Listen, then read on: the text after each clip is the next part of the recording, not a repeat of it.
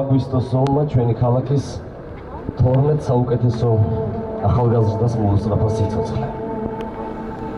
სწორედ ამის გამო აქ ამ ადგილას ყოველ წელს დაშვებული ქართული დროშების ქვეშ მთელი ქალაქი პატივს მიაგებს ომში დაღუპული ბიჭების ხსოვნას.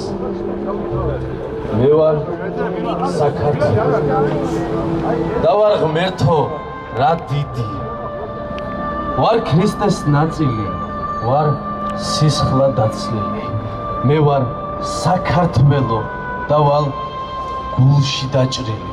ვარ ცრემლად დაღვრილი, ვარ ომით დაღლილი. მე ვარ საქართველო, ვარ ცის და მიწის, ვარ მუხა აკმნისთვის, ვარ ბუდე არწივის. მე ვარ საქართველო და ვარ ცამდე აზრდილი.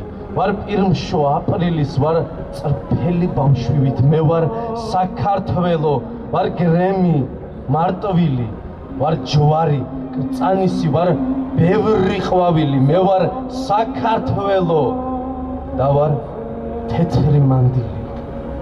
ვარ ზარი ტაძრისთვის, ვარ წმენით აღვსილი. მე ვარ საქართველო და ვარ წმინდა ხატივით. ვარ ერი ნამდვილი, ვარ ღმერთო რა დიდი. 8 აგვისტოს ღამის 12 საათზე დაიბომბა ქალაქ ფოთი და ფოთის პორტი, რამაც იმსხვერპლა ფოთელი ახალგაზრდები. მათგან ბევრმა ოჯახის შექმნაც ვერ მოასწრო. ზოგ შვილები დარჩა, ზოგმა შვილის დაბადების სიხარულიც ვერ განიცადა. ძვირფასო დედებო, მოგმართოთ, მოგრძალებით. თქვენი შვილები გმირები არიან. თითოეული მათგანი საქართველოს სამაყო შვილია. მათ გაიღეს ყველაზე ძვირფასი, რასაც სიცოცხლე ქვია. ქვეყანას არასოდეს დაავიწყდება მათი სახელები.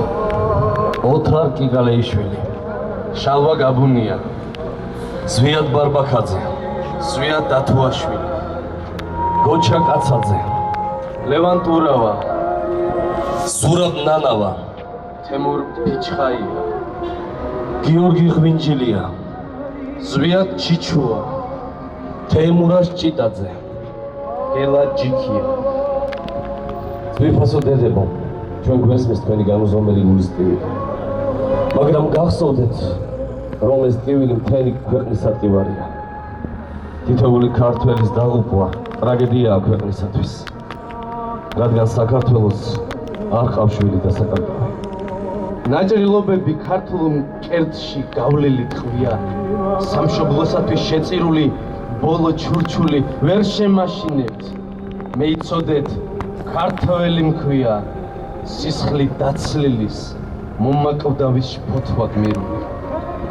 საქართველოს გმირებო, თქვენი სახელებით იწერება დღევანდელი საქართველოს ისტორია.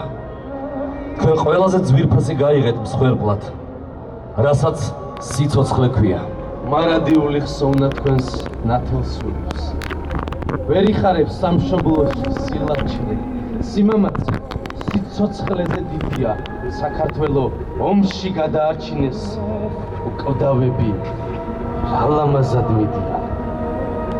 ომი მხოლოდ ბრძოლის ველზე არ იწყება და არ მთავრდება. არც 2008 წლის აგვისტო დაწყებულა და დამთავრებულა ცხინვალსა და კვატორში. ის კოშმარული დღეები გრძელდება მათთვის, მისი ოჯახის წევრების სიცოცხლეც